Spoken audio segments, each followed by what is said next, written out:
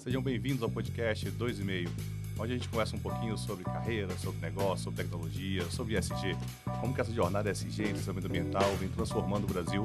E hoje eu trago aqui uma pessoa que eu admiro muito, uma pessoa que tem uma carreira incrível, e eu queria pegar e apresentar para vocês. Seja bem-vindo, João Felipe. Obrigado, Fernando, pelo convite. Dizer que é uma honra estar aqui com você. Vamos lá, trocar uma ideia aí sobre ESG, sobre licenciamento, sobre o status da coisa, como é que pode melhorar, né? O que a gente pode fazer diferente. Uma honra estar aqui com você. Muito bom. Para ajudar quem acompanha muita gente sobre carreira, né? Conta pra gente como que esse engenheiro civil acabou indo parar em uma grande autarquia, passando por grandes obras de infraestrutura, até vindo chegar na grande autarquia, como que veio parar no meio ambiente, né? Como que a engenharia civil veio parar no meio ambiente. Conta um pouquinho como começou lá atrás, né? Assim, por que engenharia civil? Eu nunca imaginei ser engenheiro, de verdade. Sempre falo isso com os amigos. Eu fui parar na engenharia por um acaso, assim. Meu pai é do ramo, né? E eu estava bastante indeciso, assim, do que fazer. Fazia aqueles testes vocacionais do colégio lá para ver o que ia dar e não dava, nunca tinha dado engenharia civil. Engenharia não dava. Tinha dado engenharia mecânica. E aí, um dia conversando com meu pai em casa, ele falou, pô, acho que você está meio perdido aí, sem um rumo aí da profissão que você vai escolher, o que você vai fazer? Cara, não sei, acho que estava mais inclinado para fazer fisioterapia, algo do tipo, né? E ele falou, ó, eu tô no ramo, você vê aí como que é a profissão, né? Seu pai é engenheiro civil. Meu pai é o melhor engenheiro não formado que eu conheço. Legal. Né? É um cara que se formou engenheiro na vida, assim, não é diplomado em engenheiro, mas sempre trabalhou com projetos.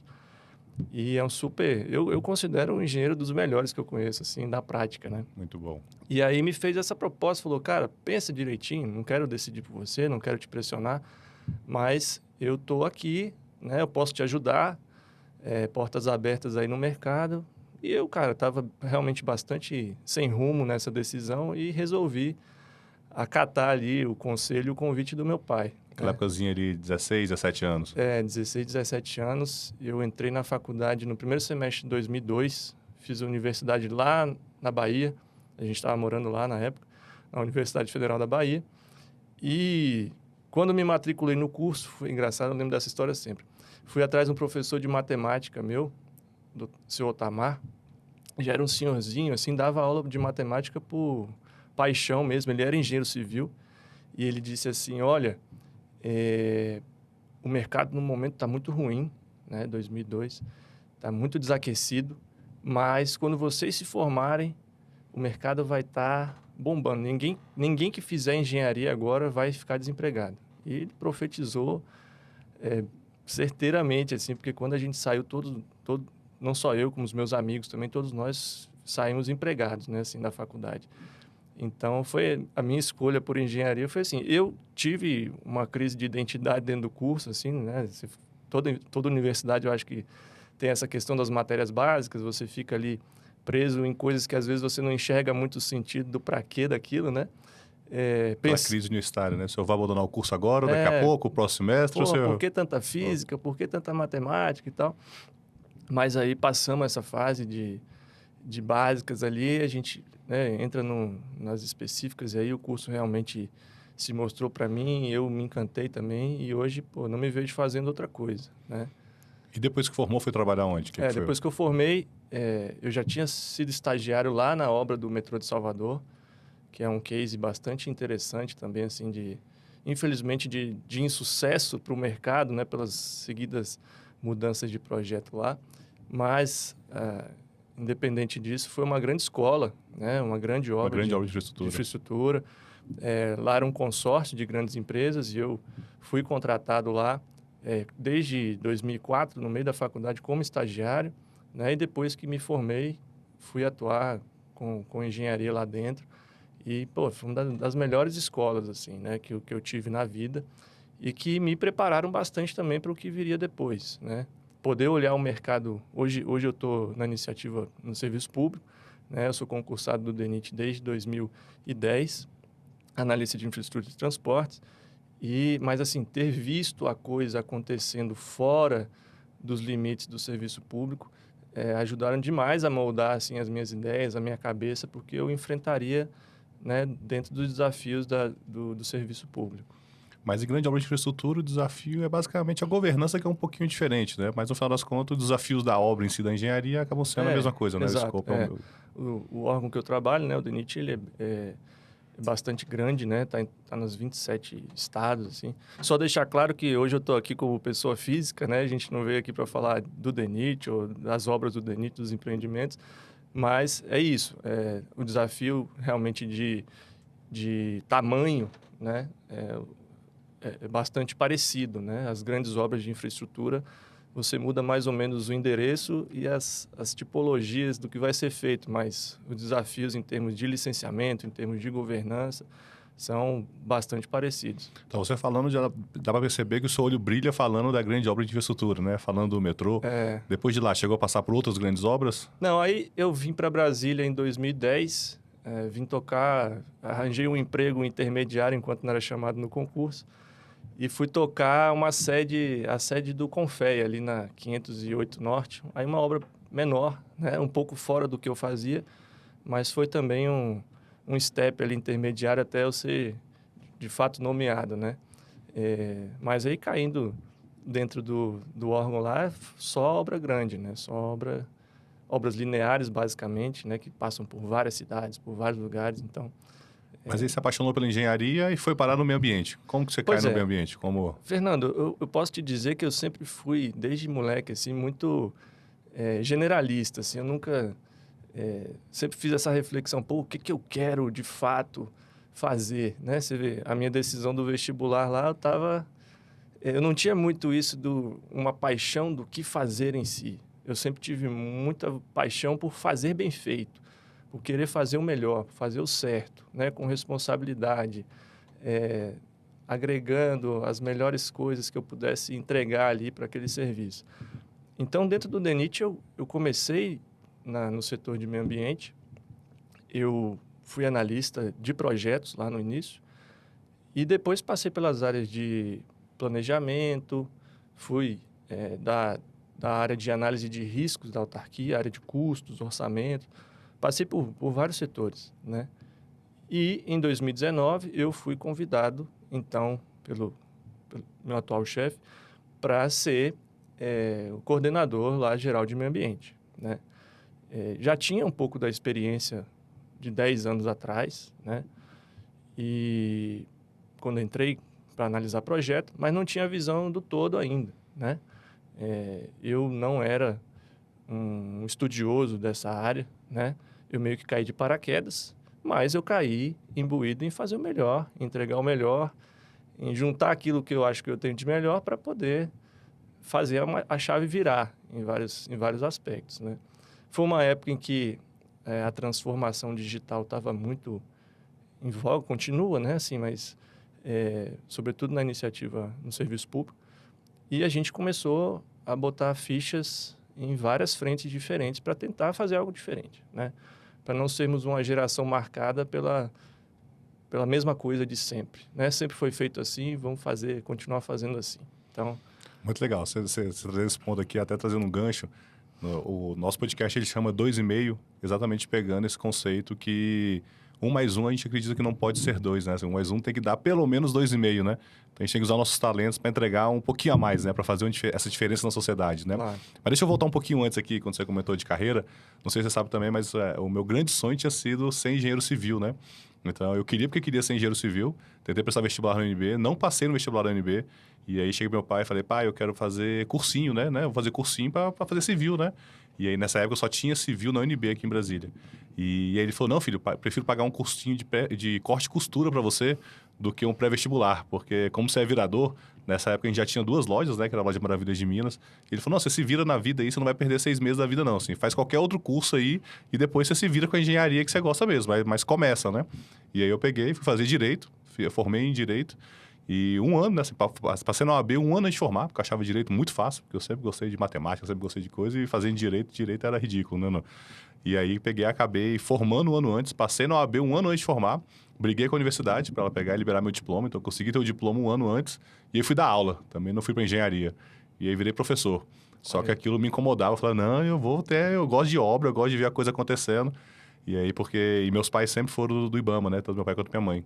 Então, eu sempre tive aquela pulguinha que meu negócio era fazer obra de engenharia, liberar a frente de obra, né? Era destravar. Então, eu escutava o problema do Brasil, que a obra não anda, a frente de obra não anda. E eu falava, não, tem que existir um caminho diferente, né? Assim, a gente tem que existir um caminho onde a gente envolva a engenharia e o meio ambiente conversem de forma diferente, né? Isso é o que eu queria fazer, mas estava dando aula. Legal. E até um belo dia eu desisti, falei, cara, não vou dar mais aula, pedi demissão da universidade. Até hoje minha carteira nem foi baixada, que eu falei, não, deixa a carteira assinada aí, que agora, né, assim, eu já empreendi, eu falei, agora eu vou empreender e agora eu vou assinar a carteira de trabalho. Eu não vou, chega desse negócio de vou para onde eu preciso ir mesmo, que é a minha missão.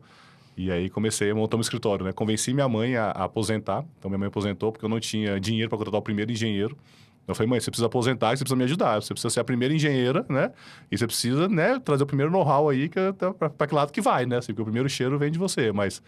E aí a gente pegou, montou já o primeiro time disciplinar. Então, minha mãe aposentou, contratamos um biólogo, um antropólogo e um engenheiro florestal. Montamos o primeiro timezinho e começamos a pegar os primeiros projetos, né? E nosso primeiro grande projeto de infraestrutura foi de rodovia, foi de uma concessionária privada. Olha aí. Então... E aí, depois disso, eu falei, pronto, agora que eu abri meu CREA, né? Tenho o registro no CREA, então agora eu não preciso cursar engenharia formal, né? Mas essa ambição da matemática, da coisa, sempre teve... Ah, muito legal, cara. Super experiência, super... história essa, eu já conhecia um pouco, né? Eu sempre digo o seguinte, às vezes, quando você fala que é engenheiro civil, todo mundo fala, pô, legal, você monta coisas... Assim, há várias, né? A engenharia não é o que eu sou, a engenharia é que eu faço, né? Então, quando você encontra o que você é com o que você faz, vai dar um modelo personalíssimo ali de engenheiro, né? Então, eu particularmente sou muito... mais ligado à área de planejamento, me considero um bom estrategista, né?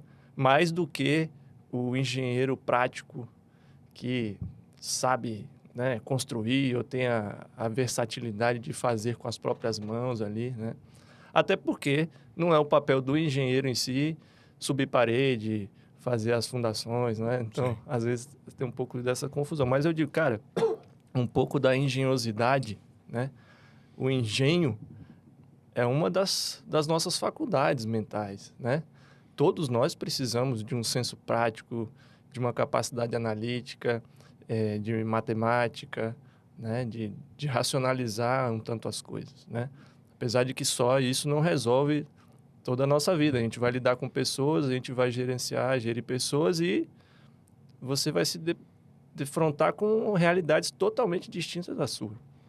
Mas essa engenhosidade que você comentou que já estava em você, eu acho que ela é salutar e é necessária até para todas as pessoas, né? Independente se elas vão se formar advogados, engenheiros, médicos, ou biólogos, ou agrônomos. Então... eu não sei em qual momento que a escola coloca na nossa cabeça que a gente precisa seguir esse caminho, né? Como se fosse um caminho único e que ele fosse degrauzinho por degrauzinho, né? E, na verdade, não é assim, né?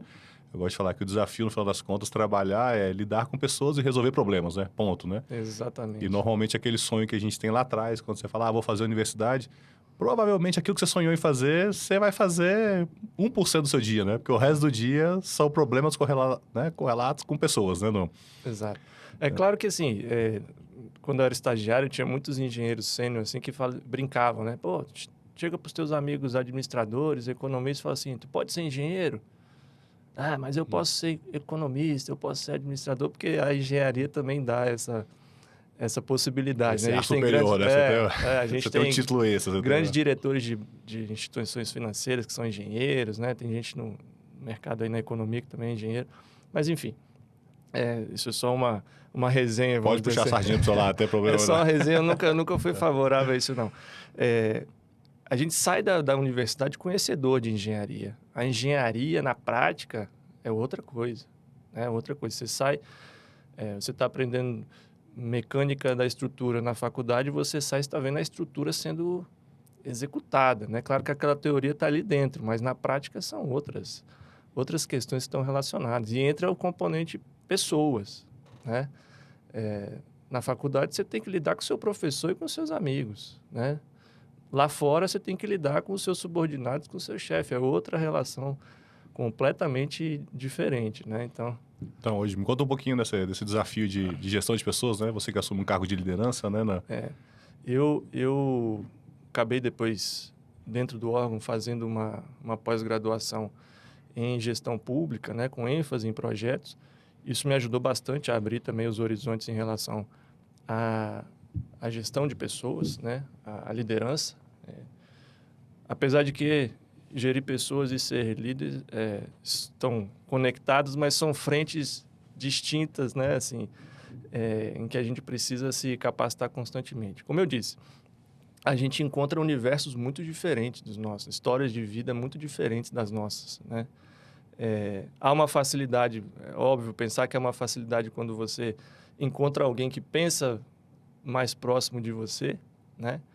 E você tem um pouco mais de dificuldade quando você encontra alguém que pensa diametralmente oposto, né? Em termos de valores, em termos de visão da própria carreira ou do seu desenvolvimento pessoal. E a gente que faz gestão de times ambientais, né? Eu gosto de falar que chega a ser uma loucura um pouquinho maior, né? Porque quando você trabalha, por exemplo, no escritório de advocacia, tá bom, são todos advogados, terninhos, nem pelo ar-condicionado se briga pela temperatura, né?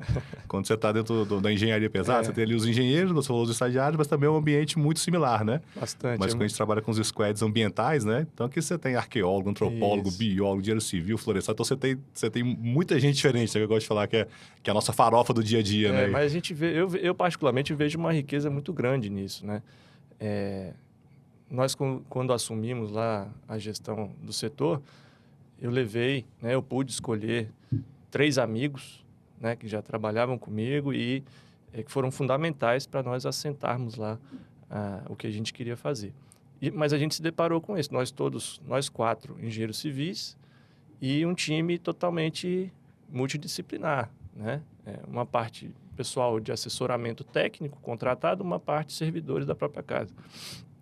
E nós tivemos que mergulhar mesmo nesse universo, né? Buscar entender essas perspectivas para chegar num resultado, né? Assim, o mais importante, talvez, que a gente tenha feito para se inserir nesse ambiente que era novo para nós foi partir de princípios que fossem sólidos, né? De ouvir as pessoas, de entender por que eventualmente, as coisas que não estavam bem ali não estavam de fato, por que elas não estavam, né? Era por incapacidade das pessoas, era pelo contexto maior, mais amplo, né? Nós temos que lidar com uma série de órgãos externos à nossa atividade, isso traz bastante complexidade. Então, assim, mas chegamos e tentamos dar tempo ao tempo, enquanto a gente ia se ambientando nessas diversas disciplinas, né?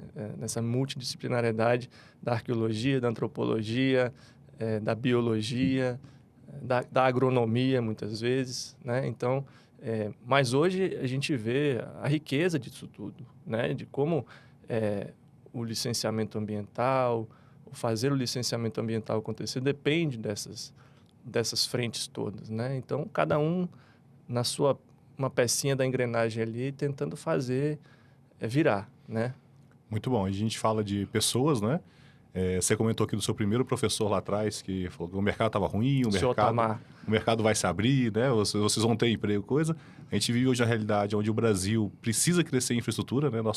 Para chegar onde a gente precisa do crescimento, a gente precisa de muita infraestrutura ainda, né? Tanto na área de energia, na área de rodovias, ferrovias, né? A parte de infraestrutura como um todo do Brasil. E a gente tem um desafio muito grande de como que a gente alinha essa engenharia tradicional, essa gestão, esse formato como a gente faz hoje. Então, queria perguntar, qual que é a sua visão em relação ao futuro, né?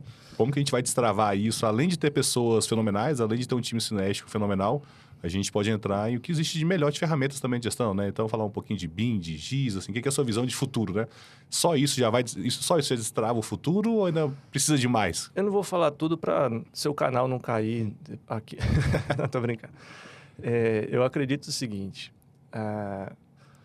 nós precisamos de algumas mudanças estruturantes em várias frentes, né?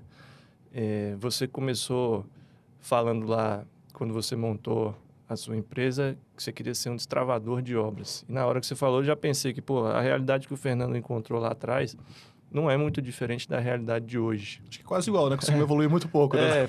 Talvez a gente tenha evoluído mais em ferramentas, né? E menos em processo, assim, institucionalmente falando, né? Ou interinstitucionalmente falando.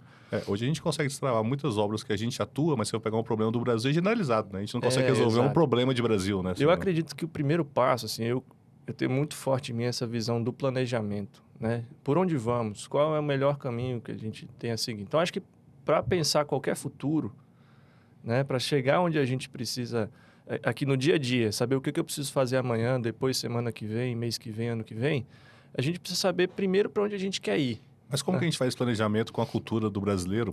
Vamos te dar um exemplo aqui, por exemplo. A gente fala que a gente tem que fazer uma transformação da nossa matriz energética, né? A gente leva a nossa matriz energética para uma matriz mais limpa, né? Com menos potencial de carbono.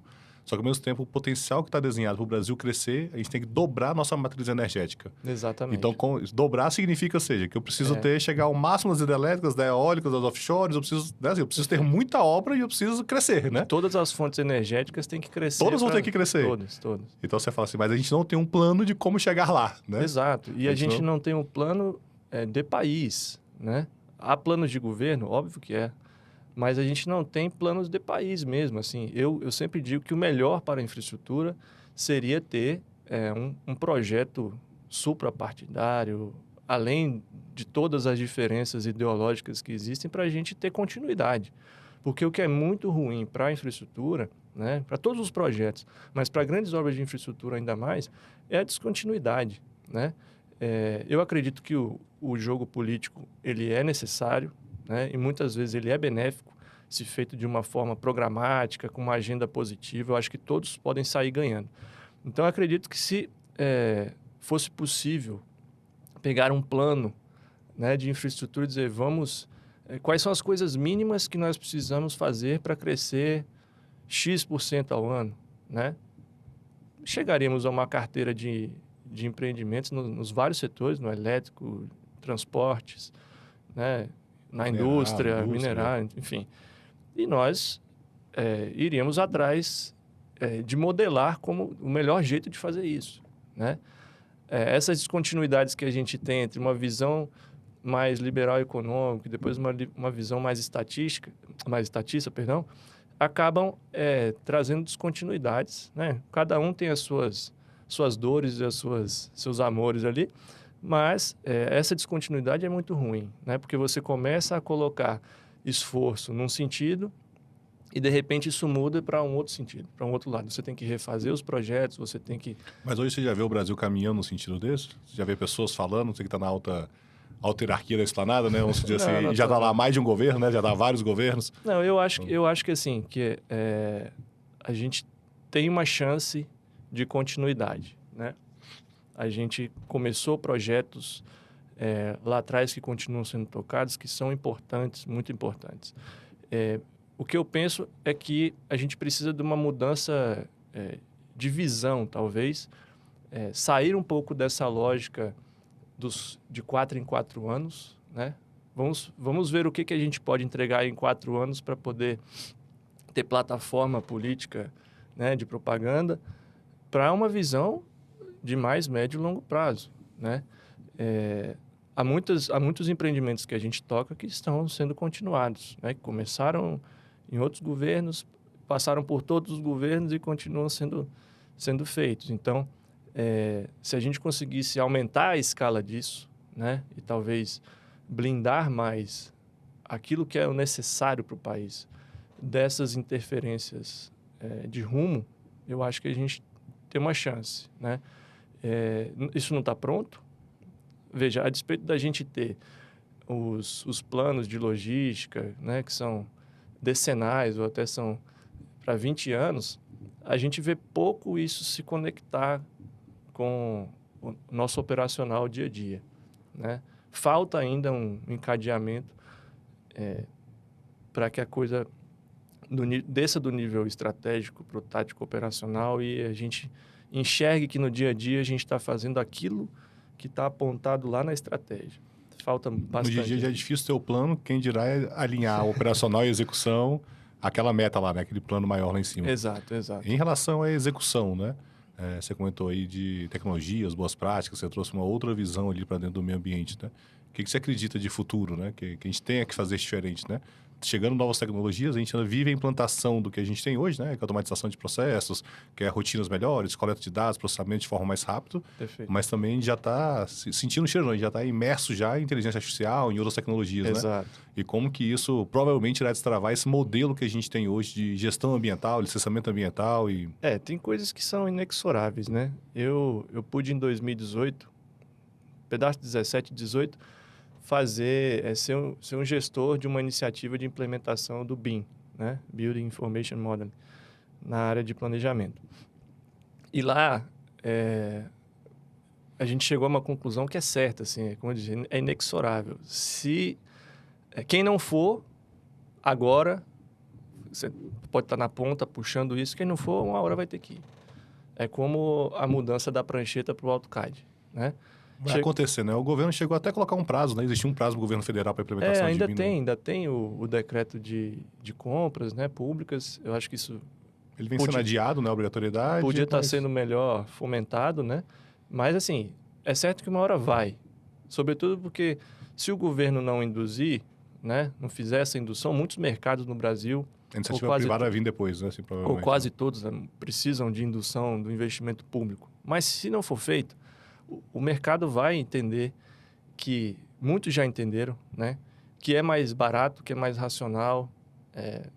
Claro, você tem um investimento inicial ali maior para transformar o seu parque tecnológico, capacitar pessoas para entrar nessa metodologia. Mas uma vez vocês chegaram na prática, conseguir concluir esses números que o BIM traz, né? Que é a economia de projetos, economia de obras, economia da gestão. A gente, em termos de avaliação, não é muito... A gente não se preocupou tanto... Na economia e performance, não. Foi mais em mudar o modelo mesmo. Mas acreditando que esse era o modelo certo, e isso teve uma continuidade, foi bom, assim.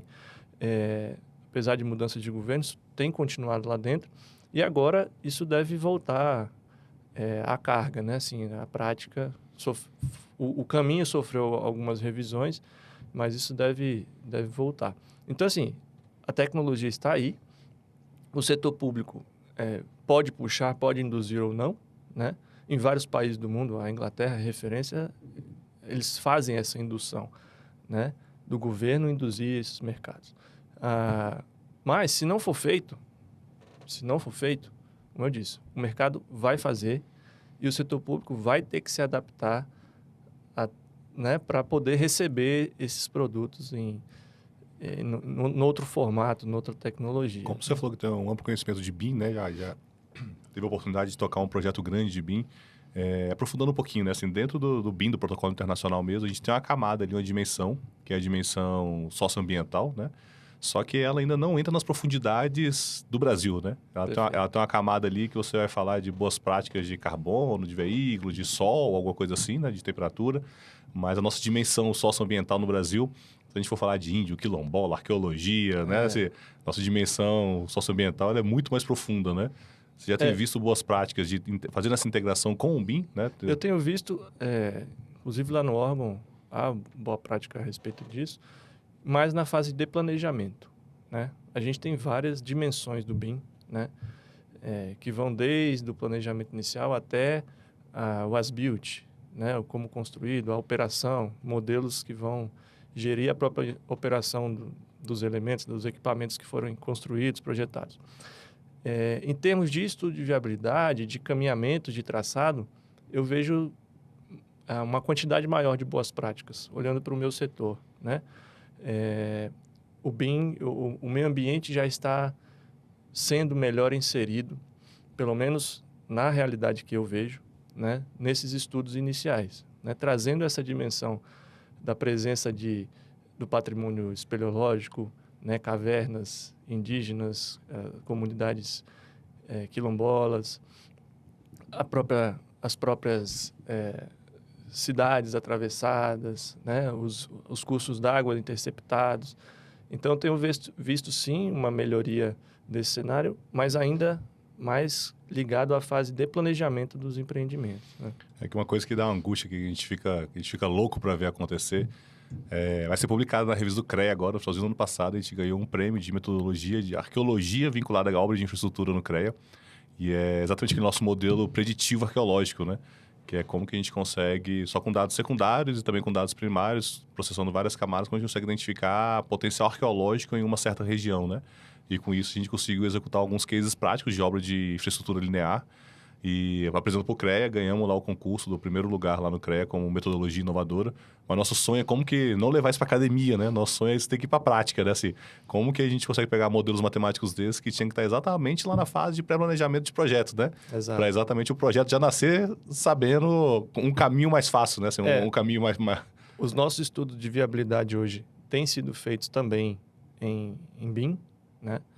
A entrega final inclui um modelo já mais inteligente, em que todos podem, inclusive a própria visualização dos órgãos ambientais, dos intervenientes, facilita muito, né? Você ter ali vamos chamar de uma maquete eletrônica, um modelo... Você sai da gestão de papel, né? Que ninguém vai de tonelagem de papel para a gestão da informação de verdade. É claro que BIM não é só produzir modelos para maquetes eletrônicas, né? O BIM está muito mais na integração de todas as informações e aí a dimensão ambiental.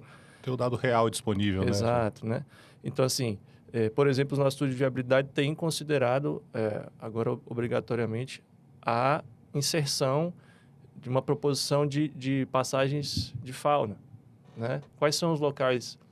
eu não tenho todos os elementos para apontar onde ela vai ser, mas quais são os locais que seriam factíveis ou necessários de acordo com os dados que eu tenho? Então, você tocou num ponto que é fazer esse gerenciamento dessas informações, estruturá-las em camadas e usar a tecnologia da informação, né, para poder produzir e facilitar a vida, né? Esse ponto que você começou aqui é legal porque você traz uma desconstrução do processo regulatório normal, né?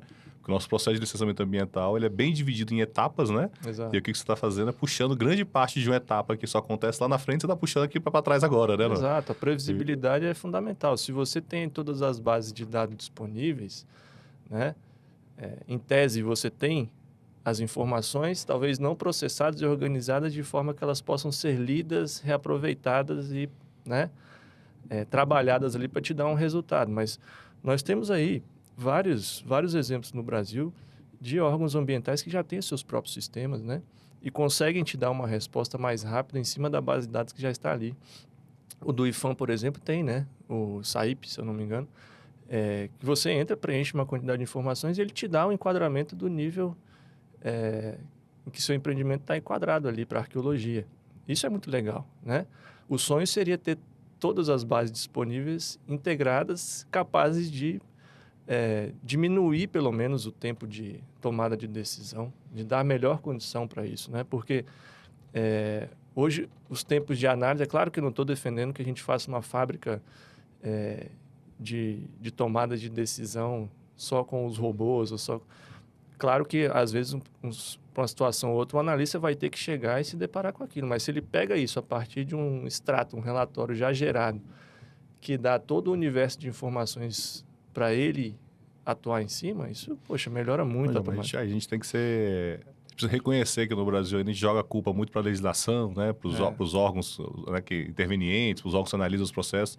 Mas, de uma forma geral, nossa qualidade de processo, né? Seja tanto de projeto, né? Seja na engenharia ou quanto os estudos ambientais, são estudos muito ruins, né? A gente pode colocar assim, né? Na verdade, assim, fica um jogo de empurra para lá e para cá, mas quando você vai ver ali, assim, poderia ser 1000 vezes melhor, né? Assim, com certeza. A gente gosta de falar assim, que falta muito conforto, tanto técnico quanto jurídico, né? Assim, não. Eu até trago uma discussão um pouco maior, Fernando. Alguns podem me criticar por essa posição, mas a gente se questiona muito.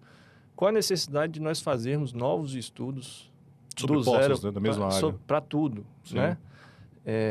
Mas são antigos aqueles e tal, mas para muitas dessas dimensões ali observadas, você poderia partir de algo mais bem estruturado.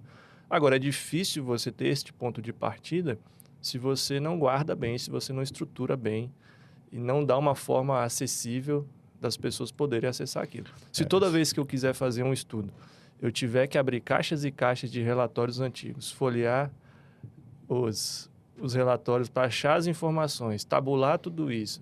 Dados não estruturado, melhor fazer um novo. Sim. Você vai, né? Só que esse é um loop que a gente já vive há mais de 100 anos, né? Que a gente está nesse looping de cada nova obra é uma nova obra 100% do zero, né? Assim, É. E não precisava ser, né? Enquanto aqueles pontos que realmente são mais importantes acabam não sendo aprofundados, né? Grande Com parte dos certeza, dados poderiam com ser já certeza. dados secundários, já ter o governo provendo esse tipo de base de dados, mas também os estudos serem para aprofundar pontos específicos que de fato têm interferência naquela região, né? Exatamente. Não, muito Um bom. foco melhor, né, naquilo que precisa de fato ser. De fato ser estudado, né? Assim, porque normalmente a gente executa nos estudos o pacotinho básico, né? Então a gente está sempre executando o beabá. E você fala, não, a gente tem que sair do beabá, né? O beabá, provavelmente, em muitas regiões do Brasil, a gente já estudou muito o beabá, né? E como que a gente passa para modelos mais complexos, mais profundos, né? Análises mais profundas, né? Nós temos iniciativa de transformação digital em andamento já há vários anos lá dentro do setor, em que a gente quer chegar nisso, né? A gente contrata não só estudos, mas também contrata a execução de programas ambientais na fase de obra, que geram um volume de informações muito grande e a gente guarda muito mal isso. Então, a gente agora está começando a operação do sistema que se relaciona com a fase de obras, né? Mas também atacando a ponta dos estudos. Mas esse gargalo aí, para mim, provavelmente ele vai ser transformado com inteligência artificial, viu? Assim, o Brasil, a gente tem uma certa latência, uma dificuldade para implementar mudanças de processo, digitalização. Então, você pega a nossa digitalização como um todo, seja iniciativa pública ou privada, você vê que ela se arrasta, né? É muito difícil mudar modelos de coleta de dados, processamento de dados. Só que com a inteligência artificial, ela vem exatamente pegar esse gap, né? Onde eu posso até não ter meus dados 100% estruturados, né? Eu posso suprimir aquelas etapas que são rotinas ali de mais de escrita, de análise simples, né? Para eu conseguir passar para análises mais profundas, né? Perfeito. Porque não é possível, a gente em todo estudo tá pegando a matemática básica, né? Então a gente pega muitos estudos que nem a matemática básica não tem, né?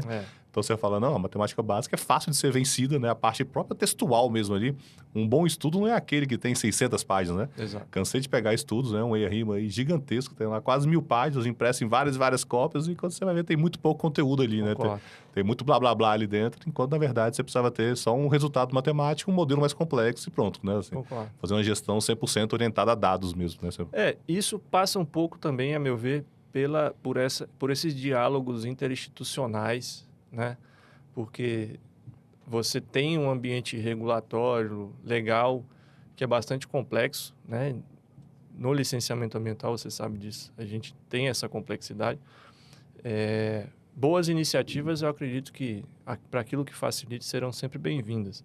Mas é preciso combinar esse jogo, né? Para que não se perca também o investimento. Você investe alto em digitalização, em ferramentas, mas, eventualmente, tudo isso que você faz não pode ser aceito porque você tem travas normativas legais que te impedem de reconhecer aquilo de fato, né? Ou de direito. De fato está feito, ali está bem feito, mas de direito você fala, poxa, não... você vai pegar... alguns vão dizer, não posso atestar isso aqui porque isso está fora do conjunto de normas que eu conheço para chancelar isso, né? Então, no serviço público, a gente tem essa necessidade de legalidade. Então, por isso que eu acho que isso passa por uma revisão mais interinstitucional, mais ampla do que simplesmente lá, vamos pegar os órgãos. Claro, no âmbito de um ministério, você pode pegar os órgãos vinculados e trabalhar uma melhor forma. Mas se nós não formos conversar com os órgãos licenciadores, com os intervenientes, isso pode ter uma restrição ali de entrada, né? Como você trouxe o modelo Brasil, né, esse modelo de pensar, eu estava no Fórum Mundial de Águas há pouco tempo, estava assistindo o case deles comentando cases de barragem de transposição ao redor do mundo, né? E tinham vários projetos de transposição ao redor do mundo sendo apresentados. E o que mais me chamou a atenção é exatamente essa nossa forma de pensar no Brasil, sabe? A nossa forma como a gente modela a gente separa em caixinhas e áreas que em tese era para ganhar performance e ser mais específico, mas como que a gente deixa muita coisa para trás, sabe? Então ele comentando como que um projeto de transposição, ele comentando um projeto de transposição nos Estados Unidos, por exemplo, teve um exemplo dos Estados Unidos, teve um case da Espanha, e eles comentando que não é de uma pasta específico.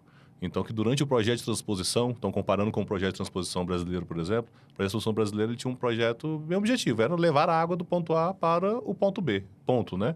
E ele mostrando que do americano ele tem trocentos mil pontos no meio do caminho, e um dos pontos era, no município tal, ele precisa resolver questões de turismo. No ponto tal, ele precisa resolver problemas de agricultura. Perfeito. No ponto tal, ele precisa resolver problemas de uma comunidade tradicional indígena que vivia da pesca e reduziu a questão da pesca. Então, assim, a transposição ela vai passando por várias áreas completamente distintas. Exato. E você fala, e no final, é o mesmo projeto Exato. de infraestrutura, né? Assim, é a mesma transposição, mas ela envolve muitas caixinhas diferentes. Ela não nasceu dentro de um ministério A, B ou C, né? Então, assim... A fragmentação deveria ser apenas metodológica, né? Didática, porque você tem áreas específicas e experts, né? Em cada um dos setores. Mas, de fato, o projeto em si... O desmembramento dele, né, em vários entes responsáveis, isso com certeza traz uma descontinuidade ruim. Não é descontinuidade, o que eu sinto no Brasil aqui agora é porque uma pasta pega o projeto, coloca debaixo do braço e fala, esse projeto é meu, né? Exato, eu tenho que sair com ele do outro lado. Só que as outras pastas, ou elas estão competindo para somar, ou para puxar para trás, assim, porque ele tem um interesse, mas ele não pode demonstrar o interesse, como se fosse que demonstrar o interesse fosse uma coisa ruim, né? Mas no final das contas não é, né? Exatamente, um desalinhamento entre as agências governamentais produziria um fracasso na completude do projeto. Sim. Né? Então, para mim, estou 100% de acordo que é muito mais lógico a gente pensar em estruturar dentro de caixas maiores ou mais otimizadas os vários setores que lidam com aqueles diferentes assuntos. Por exemplo, do desistir desse Brasil ainda não, sabe? Não, acredito que existe um Brasil melhor, que a gente vai construir um Brasil melhor, mas a gente tem muitas formas de pensar que a gente precisa virar a chavinha, sabe? Às vezes exatamente. Então, assim, a gente vinha de um Ministério da Infraestrutura que comportava lá dentro vários setores, né? A aviação civil estava lá, transporte estava lá, tinha outros. Poderia ter, às vezes, incluído mais coisas. A própria mineração, a própria questão das cidades. Então, assim, são modelos, são arranjos, né, que são feitos e desfeitos. Sim, até para ficar claro, a divisão, até que eu acredito, não é questão da quantidade de ministérios ou que está separado, não é assim, mas o projeto em si tem que existir um projeto de Brasil, né? Tem que existir quando eu tenho uma rodovia, uma ferrovia, um empreendimento linear, ele está ali para dar vazão. Ele resolve a agricultura? Resolve. Então, a agricultura tem 100% de interesse, porque você vai passar caminhão por cima ali, ela tem que estar envolvida. Perfeito. No caminho ali tem turismo. No caminho ali tem povos tradicionais. Tudo que tiver no caminho, assim, tem que se resolver o problema de todo mundo. Senão não é um projeto do Brasil, né? Não é um projeto... exato. E, assim, precisa ter esse diálogo. Né? Montar esse plano de Brasil. Nem só diálogo, porque diálogo a gente fala como se fosse uma coisa ruim, né? A gente precisa conversar do que a gente está brigando. Não, a gente precisa construir junto, né? Lógico, eu digo diálogo no sentido da coisa positiva mesmo, de criar uma agenda positiva, né? De você interlocutar com todos aqueles que estão impactados ou vão produzir algo para aquele empreendimento, né? Então, eu estou 100% de acordo. Eu acho que a gente precisa mesmo de uma junção, né? De uma coesão mais inteligente, olhando a partir do que nós vamos fazer. E aí a gente volta lá naquele ponto. Mas o que a gente vai fazer? Para onde a gente está indo, né? Isso é uma coisa que a gente traz muito até para os nossos projetos como um todo. Mesmo a execução do pontual, do pequenininho agora, como que a gente enxerga isso que a gente chama de... Né, o comum é chamar de jogos intervenientes, né? Assim, a gente fala, não, eles são participantes, eles estão juntos no mesmo barco, a gente está trabalhando junto, assim, não tem um contra o outro, né? Assim, existe o mesmo projeto de Brasil, cada um está fazendo o seu pedacinho, né? Então, quanto mais transparente a gente for, quanto mais os dados estiverem organizadinhos mesmo, quanto mais assim, isso vai fazer destravar e não travar, né? Perfeito. E até nesse arranjo todo, né?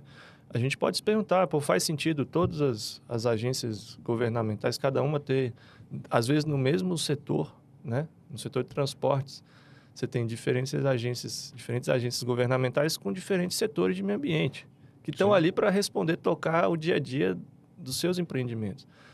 Mas será que a gente não perde, né, com esse modelo muito fraturado, né, bastante segmentado, assim?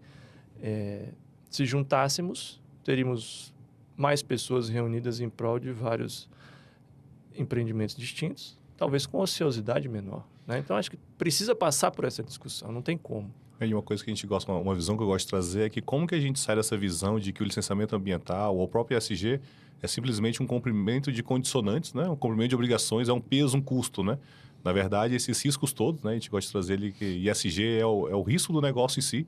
Então, na verdade, é só o social, o ambiental e a governança materializado, né? No formato financeiro mesmo, o que é o risco que o negócio traz. E como que eu vejo isso não só como um passivo, né? Como que eu pego esses stakeholders e esses problemas e transformo eles em soluções para o negócio, né? Eu digo que a gente se depara diariamente, assim, com uma cultura que ainda às vezes é muito animosa, tem uma animosidade muito forte em relação ao meio ambiente, né? A gente procura fazer um trabalho de sensibilização mesmo, né? De mudança de perspectiva, assim. Olha, o que está aí precisa ser feito, foi pensado por um motivo. Se há excessos ou não, em termos da regulação, da legislação, nós podemos pensar em formas mais inteligentes de resolver, né? Agora, quanto mais a gente fica tratando disso como se isso não é comigo, menos a gente consegue homogeneizar, né? Ou quebrar essas paredes de bloqueio em relação ao pensamento ambiental, né? A sustentabilidade da coisa. Então, se a gente leva essa temática lá para o planejamento, para o nascedouro dos projetos, se a gente leva também isso lá para a ponta da execução, e é um trabalho de formiguinha, tem que ser feito, não tem jeito, né? Penso eu que se todos nós fôssemos pessoas com equilíbrio, né? Com sabedoria, generosidade, ESG, equilíbrio, sabedoria e generosidade. A gente precisaria gastar muito mais em políticas fim de tubo para corrigir coisas, né? E a coisa já estaria sedimentada em nós, né? Quem vive de forma equilibrada não vai pensar em extrair o máximo do mundo, do planeta, a ponto de correr o risco do planeta acabar, né? Quem vive com sabedoria não vai querer subjugar comunidades tradicionais, né? Fazer empreendimentos desrespeitando. Não vai. Então, assim, a legislação precisa ser respeitada, é óbvio. Mas se a gente for para cada vez mais legislação, para chegar nos objetivos que a gente quer... Tem que ser cada vez menos, né? Exato. A gente vai ficar dos braços engessados. Né? As mãos também. A legislação cada vez menos e cada vez fazer mais, né? Cada vez a gente precisa resolver o nosso problema com os nossos talentos, né? Com os nossos dons e a nossa oportunidade do dia a dia, né? Então, acho que o grande lance hoje é tentar encontrar uma forma de levar isso para a vida das pessoas em que elas entendam os benefícios, né? Daquilo que está sendo produzido, que está sendo gerado. Não enxergar como alguém que está atrapalhando. Eu vou fazer o meu projeto, mas tem que licenciar. Não, licenciar é a regra do jogo. Né? Eu gosto ou não gosto, licenciar é a regra do jogo. Vamos procurar fazer de forma mais inteligente? Eu consigo transformar esse passivo em um ativo, né? Exato. Eu consigo gerar valor com isso que eu vou fazer. Você já tem o que fazer, né? Exatamente, né? Então, assim, penso eu que se a gente... E isso é uma questão mais filosófica, né? Se a nossa vida fosse uma vida mais equilibrada em todos os aspectos, todas as dimensões, a gente precisaria cada vez menos de instrumentos que nos amarrassem. Te obrigando a fazer, né? Ou seja, coercitivo no sentido de você tem que fazer, porque senão auto de infração, multa, Não que esses instrumentos não tenham o seu valor, óbvio, mas eu acredito menos em um enrijecimento ainda maior da legislação e mais num resgate, né, cultural, assim, de pouco a pouco, nós trazermos isso para o centro do debate e as pessoas entenderem. Há desequilíbrios, há excessos, é óbvio que há. Mas há também excessos de outra parte daqueles que não querem fazer nada, não querem cumprir, né, eventualmente o que está posto ali. Então, nessa visão aqui, a gente entra aqui, João, no segundo bloco, que também é o tema desse podcast. O podcast chama Podcast 2,5, nessa segunda visão, né? Que você comentou, tem essa visão das pessoas, que as pessoas precisam ser melhores, e as pessoas melhores vão transformar corporações, instituições, autarquias, empresas em lugares melhores, né? E o podcast chama 2,5, nessa segunda visão, na visão de economia 2,5, né? Como que a gente tem o terceiro setor, né? Que é o setor filantropia, né? E a gente tem o segundo setor, que seria o setor capital, né? E como que a gente chega na economia 2,5, né? No futuro 2,5, que a gente acredita que é um balanço dos dois, onde a gente chama de um capitalismo consciente, né? E nessa linha do capitalismo consciente, eu queria puxar uma outra vertente para cá. Um dos lugares onde eu te conheci, na verdade, o mais profundo, foi fazendo missões com a sua família, né? E eu acho que por trás de grandes empresas, grandes pessoas, sempre tem um grande homem, um grande líder, um grande pai, né? E aí eu conheci o João lá no acampamento do INCRA, fazendo missões, né? Verdade. Me conta um pouquinho desse João Pai. Lá em Braslândia, né? Lá em Braslândia, como que esse João Pai tem a ver com com o dia a dia, né? Qual que é a missão, como fazer esse relacionamento de ser um pai extraordinário, como tá no dia a dia com as crianças ali e segurando a peteca de não deixar o mundo cair, né? A gente Exato. Pô, obrigado, assim, realmente foi uma honra a gente ter servido junto lá nas missões, comendo morango do pé, né? Ganhamos um saco de 10 quilos de morango congelado aquela vez lá, foi muito bom. A loucura das crianças, né? Cento e tantas crianças, tem mais criança que pai lá, né? Contraste legal, né? Quando você tá lá no INCRA, tem casinhas pequenininhas, né? Então você pega, tem comunidades ali que... E tem grandes fazendas, né? Então, quando você vai na grande propriedade produtora, você falou assim, né? Produz, né? Quantos quilos que eles produzem de morango ali? Exato. E do lado tem uma comunidade pequenininha, que eu me lembro muito o olhinho do Theo brilhando, né? Quando ele entrou ali na casinha e falou... E a senhora falou assim, vocês aceitam almoçar com a gente? E aí o Theo fala, e a gente, não, obrigado, né? A gente vai ver. E aí o Theo, quando saiu assim, ele falou, papai, que bonito, né? Como que ela quer dividir tudo com a gente. Exato. E ele, mas ela não tem nada, papai. Você viu o tamanho da panelinha que tinha, assim? Era um fogãozinho de 2 bocas com uma panelinha em cima. Então, como é legal a sensibilidade dele, devia ter ele 5, 6 aninhos. Então, a sensibilidade... Isso é muito marcante, né? Assim, para eles, para as crianças também, mas para nós, assim... Aí é o que eu chamo da gente... o que eu digo sempre dos amigos. A gente precisa fazer esta experiência, né? De se relacionar, né? De ter esse amor relacional com o outro. Porque a gente pode ler livros e livros sobre a necessidade ou as necessidades do próximo, né? E ficarmos parados teoria, né? em relação à prática, né? Então, esses momentos, né? Eles são fundamentais e são até inexplicáveis, vamos dizer assim, né? Como você chega ali numa comunidade totalmente desabastecida, desprovida, muitas, né? Desprovidas das condições mínimas, assim, de moradia, de saneamento, de alimentação. E você, se doando ou doando seu tempo, consegue sair dali mais feliz do que muitas das ocasiões que você teve sucesso nos seus negócios, ou que você... É a loucura do ser humano, né? Quando você fala assim, aos olhos do mundo parece que falta tudo. Exato. Mas ao mesmo tempo, aos olhos daquela família, praticamente não falta nada, né? Exato. Então, assim, isso nos leva para um momento aqui no podcast mais filosófico, né? Assim, mais... que eu acredito muito.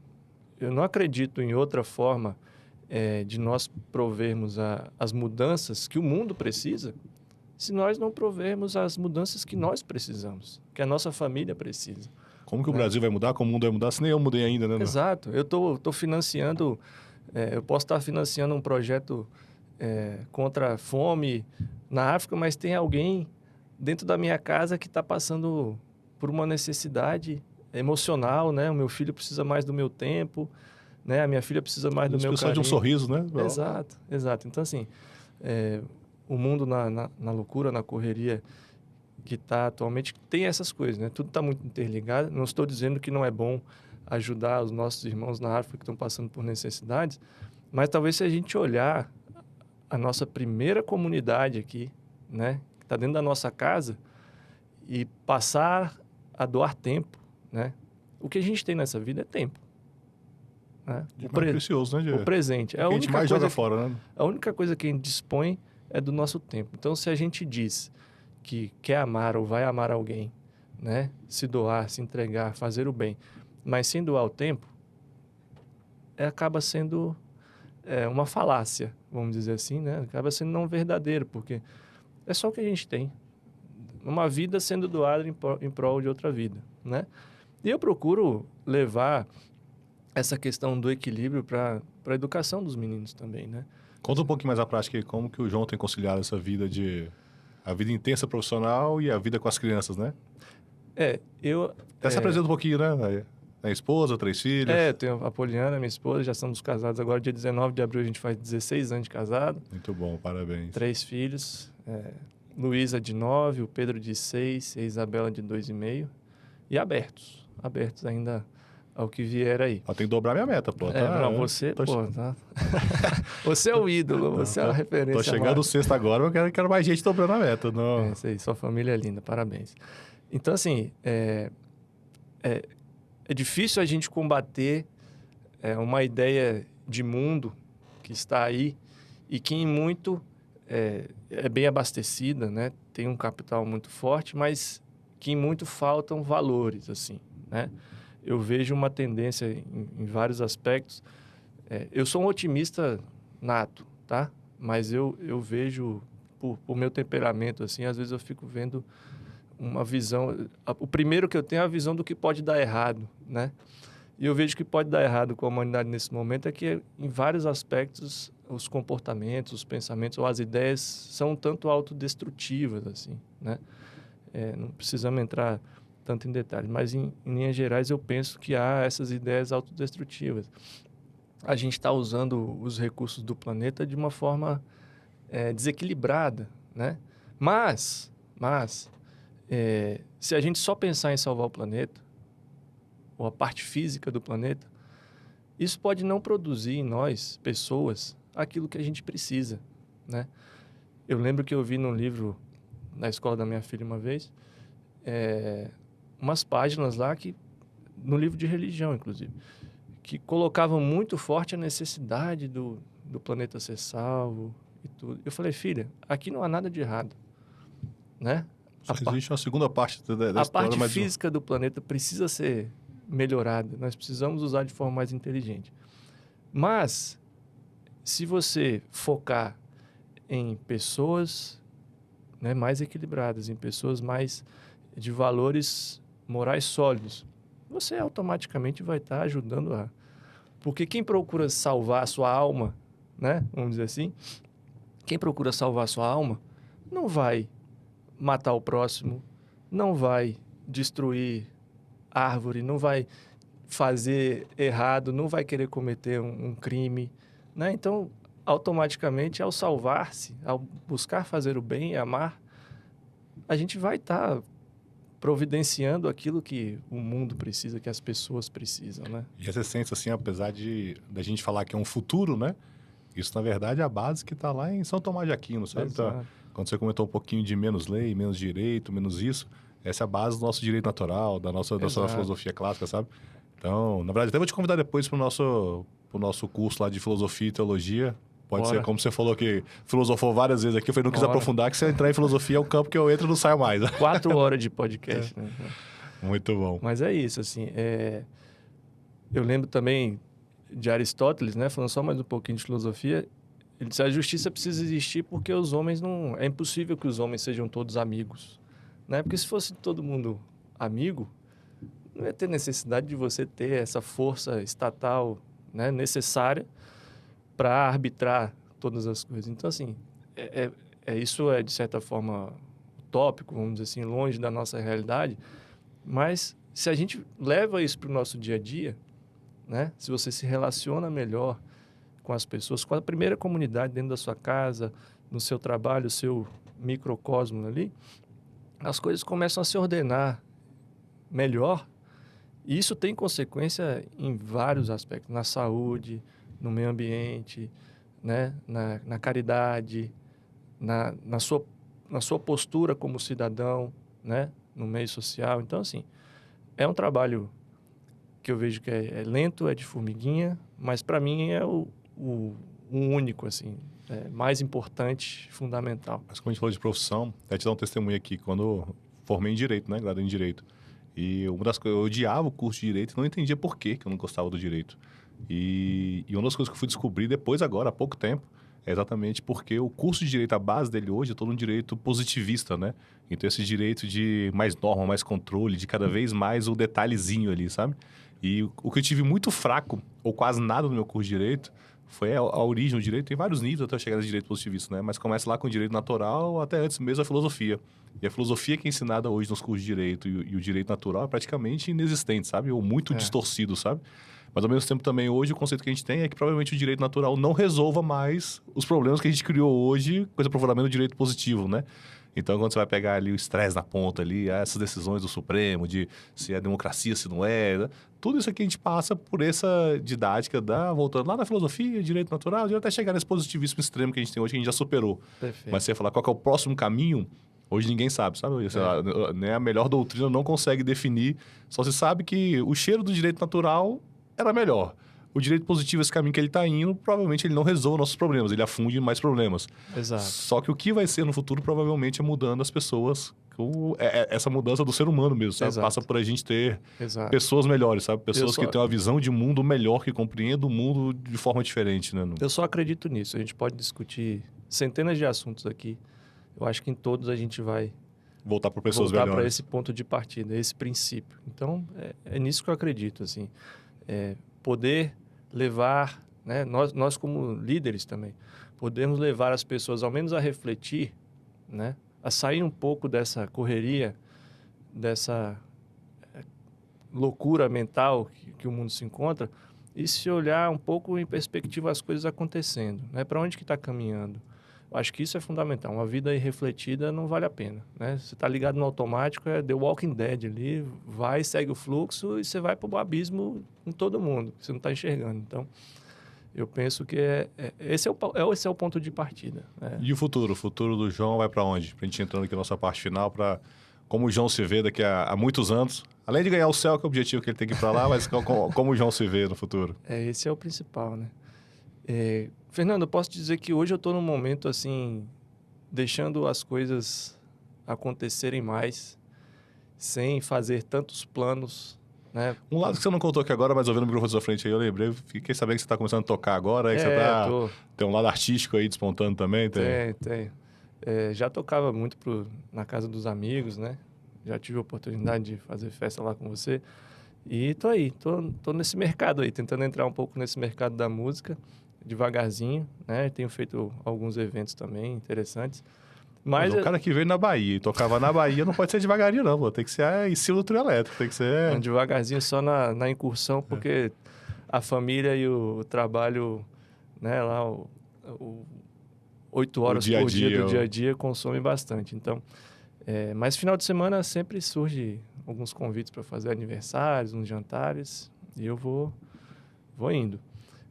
Tô no momento sem querer me enxergar muito, assim, pelo menos profissionalmente, onde eu quero estar.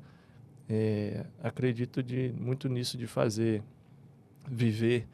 São João 23 tem um decálogo lá da paciência, né? Da gente fazendo o melhor ao longo de um dia que a gente puder, né? Sobretudo naquelas coisas que custam muito a gente pensar que a gente vai ter que fazer a vida inteira. Ser melhor todo dia, né? Como que a gente consegue... Todo dia eu vou ter que acordar até o fim da vida, todo dia eu vou ter que acordar às 6 da manhã para levar os meninos. Não, peraí, vamos reduzir isso aqui, um pacotinho diário, só hoje. Fui meu melhor hoje, fui melhor com a esposa hoje, fui melhor com as crianças hoje. Se a gente for melhor todo dia hoje, a gente com certeza a empresa vai ser melhor, a autarquia vai ser melhor, o mundo vai ser melhor, né? Exato. Então, assim, eu estou de coração aberto para as oportunidades que a vida me trouxer e procurando me colocar nos lugares certos, assim, né? Aceitando convites dos amigos, né? Para estar aqui, por exemplo, nunca tinha feito um podcast antes, posso confessar para você aqui, mas estar nos lugares certos, né? Nos momentos certos, sem tantos planos para daqui muito longe, assim.